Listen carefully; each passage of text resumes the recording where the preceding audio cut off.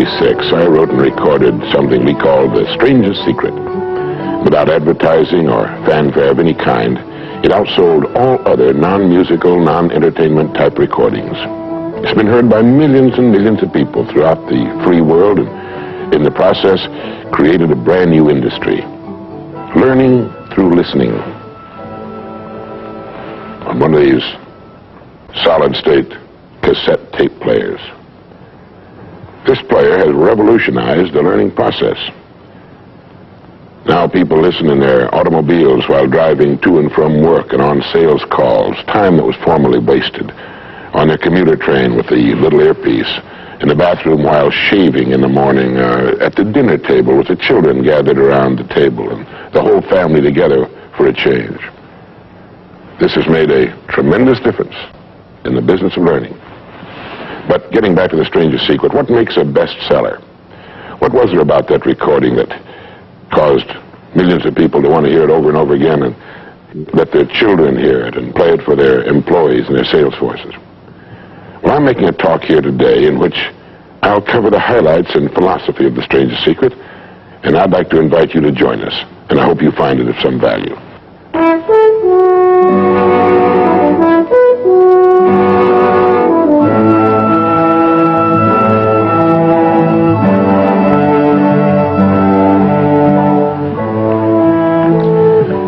I want to tell you the most interesting story in the world. Why a person becomes the person he becomes. Why a little boy or a little girl grows up to be the kind of person he or she becomes. Now, the estimates by the experts in this field are that most of us are using somewhere around 5% of our real potential. Some experts say as little as 1%. It means that we're only giving about 5% of ourselves to what we're doing, to our days, our work, our families, everyone we know, our entire environment. But it also means that we're only experiencing 5% of the fun, 5% of the joy, 5% of the rewards we could be knowing, or less. All the experts are agreed that in each of us there are deep reservoirs of ability, even genius, that we habitually fail to use. Why? We know that most people desire by nature to succeed. But what is success? What is this word that has become so famous in the world? What does it mean? Most people don't know what success is all about. And since they don't know what it's about, they really don't know where to look for it. Success is really nothing more than the progressive realization of a worthy ideal. This means that any person who knows what he's doing and where he's going is a success. Any person with a goal toward which he's working is a successful person.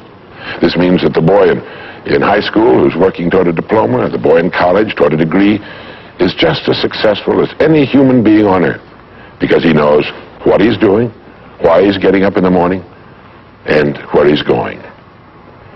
But conversely, if a person doesn't know what he's working toward, what it is he wants, doesn't have a goal toward which he's working, then he must, at least by this definition, be called unsuccessful.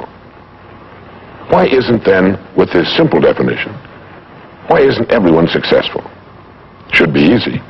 Yet surveys indicate that 19 out of 20, 95% at least, are not. In fact, a survey one time asked thousands of working men why they got up in the morning and went to work, and 19 out of 20 didn't know. 19 out of 20 working people didn't have the foggiest notion of why they got up in the morning and went to work. Under closer questioning, they said, well, everybody works. Well, that would be a good reason to quit. In fact, here's a little rule of thumb you might want to remember. Whatever the great majority is doing under any given circumstance, if you do exactly the opposite, you'll probably never make another mistake as long as you live. Just something to keep in the back of your mind. The problem with most people is that they're playing the world's most unrewarding game, and the name of the game is follow the follower. There's a story about a small town in which there was a jewelry store, and like all jewelry stores, or most jewelry stores at least, he had a big clock in his window. And every morning for years he'd noticed a working man stop, adjust his pocket watch to the same time as the clock in the window.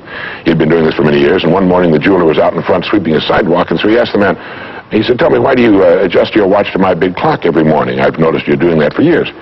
The man said, well, I'm the foreman down at the big plant. He said, I want to make sure my watch is correct because I blow the quitting whistle every night at 5 o'clock.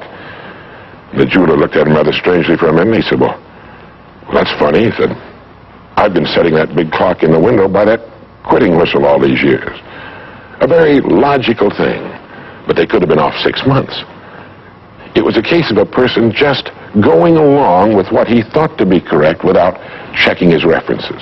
So I want to suggest that from now on out, at least we do that we check our references and ask ourselves, are the people I'm following going where I want to go? Let me tell you the story of what we might call the average young man in our society. Now, from the time this boy is born, there's only one thing on earth he can do, and that's to begin to think, act, and talk like the people by whom he's surrounded. This is all in the world he can do. But right off the bat, the odds are 95 to 5 that he's thinking, acting, and talking like the wrong group. They're wonderful people. They love him. They do anything in the world for him. They want him to succeed. But the odds are 95 to 5 they haven't got the answers he needs if he's to reach fulfillment as a human being, if he's to reach this success that he wants, if he's to reach into these deep reservoirs of ability and genius we know he possesses and draw it out. Well, he starts in school. The most important thing to a little boy in school is to be liked by the other little boys in school.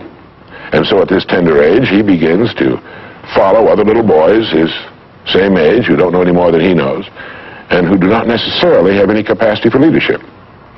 And he does this in the first grade, and the second, and the third, and the fourth, and the fifth, and the sixth, and the seventh, and the eighth, and year after year after year, he forms himself into a composite average of other little boys his age, trying to be like them, trying to do the only thing in the world that's impossible for a human being to do, which is to be like somebody else. Now, let's say he goes all the way through school, usually goes in the military service. Again, he's caught in a vice-like grip of conformity. Now, let's say he's 25 years old, out of school, out of service. What's he going to do? As a rule, he'll go back to his hometown, unless he's married, in which case he'll go to his wife's hometown. But let's say he goes back to his own hometown, he's single, he doesn't know quite what to do, he's standing on a corner one morning, and a friend that he knew in school comes up and says, hi there, Charlie, what are you doing? He says, nothing. He said, why don't you come down and work where I work? It's a pretty good place, the pay's regular, we got all kinds of fringe benefits and so on, and so he does. The odds are about, again, 95 to 5 that his first job is taken as a result of random application. On the job, without thinking about it, the most natural thing in the world for him to do is to look around, see how the other guys are doing their job, and to begin doing his the same way, assuming that what is normal for them is normal for him. No reason for this. He doesn't think about it. He just does it. Now, he has stretching in front of him 50 years or more in the golden age that man has been dreaming of since the days of ancient Greece. What's he going to do with these 50 golden years? We know that he works 40 hours a week, as a rule. 40 hours a week, which leaves him 72 hours a week when he's neither working nor sleeping. 72 free, discretionary hours each week to do it as he pleases. Now, at this point, of course, he's married, he has his little house and his little car, and this is about what he does with his free 72 hours every week. He'll do what the other fellows are doing with their free 72 hours every week, which is virtually nothing at all. On a typical day, he'll quit right on the dot, get in his little car, go to his little house, go in his little kitchen, kiss his little wife, and say, I'm tired. They've even figured out why he says that. The experts believe that he used to hear his father say that back when men used to get tired working during the day, and he picked it up and he repeats this every night when he gets home. He bolts his little meal and then heads for the living room where he turns on his escape box. Click. Takes 15 or 20 seconds for the screen to light up, a period of time he finds interminable, but he gets through it somehow. Maybe kicks the dog a thumb through a magazine or something. But then the screen lights up and he does too a little bit, and there in front of him he sees people in all kinds of funny old-time costumes, all killing each other at a great rate. One expert has agreed that the average family can see more death and bloodshed and carnage on his television set in a week than Crassus saw when he crucified 6,000 prisoners on the southern road to Rome. But you know how those experts are. He could certainly be off one or two. But he sits there for about 5.5 or 6 hours. 25% of all free time now is spent in front of the tube, according to the latest statistics. Now, there's nothing wrong with this particularly, except that he's watching other people who are earning excellent incomes in the pursuit of their careers, while he doesn't make a nickel. And gets the only two things you can get from watching TV on that kind of a schedule. He gets red eyes and a hollow head. Now, this is not meant to be an indictment of television. I've got a couple of television sets at home, too. I have a couple of cars at home, too, but I don't go home at night and drive around the block for 6 hours. But he sits there for 6.5 hours until finally his wife, who's a little more practical than he is, taps him on the shoulder and she said, "Charlie, I think it's about time you went to bed. You've got to get up in the morning and go to work." And he's okay, and he shuts it off. He knows how to do that. He just shuts it off and goes to bed. Next morning he gets up and he does this all over again. He does this every day for 40 years. At the end of 40 years, he's retired, which always kind of catches him by surprise.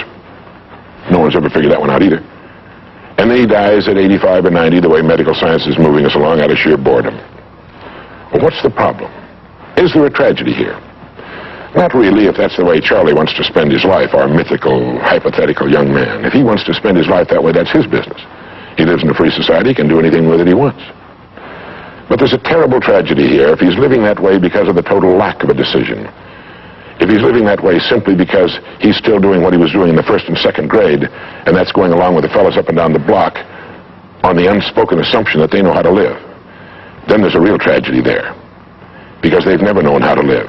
Not in all the recorded history of mankind. He never finds out who he is. He never reaches into the deep depths of his abilities, his talents. He never learns that he can have just about anything he wants in the world, that he can call his own shots, tell his own fortune. And it's kind of a pity. Well, what's needed? Well, what's needed, I think, is a checklist. The first thing that he ought to have on his checklist, in my opinion, is the word a goal. A man without a goal is like a ship without a rudder. He doesn't know where he's going. He then belongs to that 95% that are just living day by day, month after month, like a starfish or an amoeba. He needs to know where he's going. Back in the early days of navigation, sailors used to see a strange sight in the Antarctic. They'd see a giant iceberg towering high out of the sea, and it would be moving against the wind. The wind would be blowing this way. The great iceberg would be moving right into the teeth of the wind. And this, of course, frightened the sailors whose ships were powered by the wind, until it was discovered that, of course, only a fraction of the great berg was visible, and that its huge, ponderous roots were caught in the great currents of the ocean. And it was being borne purposefully along its way, regardless of the winds and the tides on the surface. Well, this is what a man needs. He needs his roots deep in a great main stream of his own choosing, and then he'll move along his way, regardless of the winds on the surface of his life or short-term expediency, and he'll get to where he's going. The second word on our checklist might be the word attitude. It's been called the most important word in any language in the world, because it's our attitude toward our world, toward all the people in it, that will determine the world's attitude and all the people's attitude toward us. It's a simple thing. Most of us know it, but we tend to forget it. People will react to us according to our attitude. And our attitude is the greatest gift we can be given. You know, the little creatures of the world were given a wonderful gift by Mother Nature called protective coloring, in which they can blend into their background without being seen. But man was not given this great gift, because man was given an incalculably greater one. Only man has the godlike power to make his surroundings change to fit him, because his environment will change as he changes.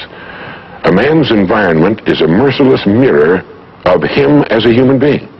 And if he thinks his environment could stand a little improvement, all he has to do is improve, and his environment will improve to reflect the changing man.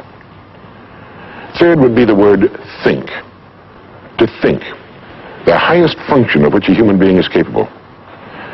It was put pretty well by the great Pulitzer Prize-winning playwright Archibald MacLeish in his great play, The Secret of Freedom, in which he has one of his characters say, "The only thing about a man that is a man is his mind.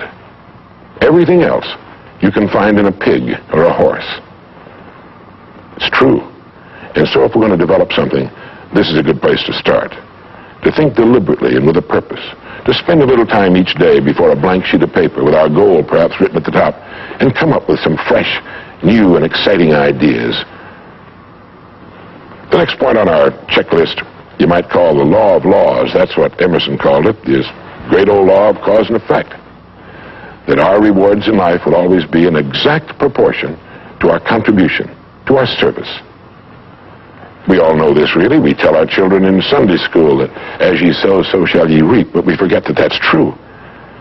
If a man is unhappy with his rewards, all in the world he's got to do is find ways of increasing his contribution, his service. It's like the story of the preacher who was driving down a country road, and all of a sudden he came to the most magnificent farm he'd ever seen in his life. It was beautiful. And so he saw the farmer approaching the road on his tractor, and so he hailed him, and he said, "My good man," he said, "God has certainly blessed you with a magnificent farm." And the farmer thought for a moment, and he said, "Yes, you're right, he certainly has. But you should have seen this place when he had it all to himself." And the preacher had his sermon for the next Sunday. He realized that all the farmers up and down that road had been given the same land, but one man had made something great out of it. Well, all of us are given the same land. We're given a human life, and each of us can make something great out of it too if we want to. The next point might be simply the word truth. Since everything we do has an equal and opposite reaction, unless what we're doing is based on truth, we're building on sand, and it can't stand. The next point would be R&D, research and development. None of us would want to work for a company or invest our money in a company that didn't have a very viable research and development department. That is, pumping a good percentage of its profits back into research and development because its future depends on it. But so does a man's. And you might ask yourself, how much of your own take-home pay have you spent during the past year for materials calculated to make you smarter this year than you were a year before?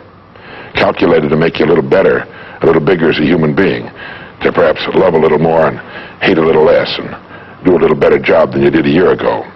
How much money are you pumping back into yourself and your future? It's worth thinking about. And finally, the strangest secret. At the beginning, I said, what makes a child grow up into the human being he becomes? Well, this is the reason for that. Of course, he's the confluence of a genetic pool that goes back for thousands and thousands of years. His environment has an influence on him, of course. But what makes him become the person he becomes is that he becomes what he thinks about most of the time. It's as simple as that. We become what we think about most of the time. And that's the strangest secret.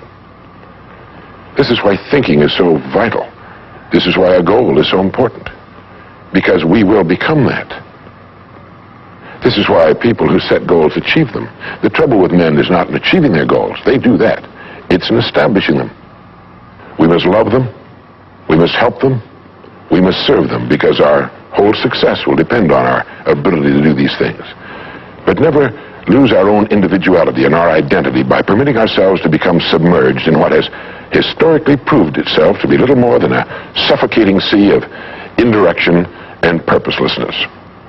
If we want to emulate someone, fine, but let's be choosy in whose steps we follow. It's the only life we've got. And remember to think. Imagination is everything, and we can become what we can imagine. If you find yourself getting depressed and down at the mouth, as we all get once in a while, you might want to remember this quotation by Dean Briggs. He said, "Do your work.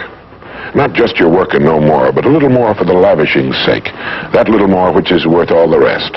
And if you suffer as you must, and if you doubt as you must, do your work. Put your heart into it, and the sky will clear.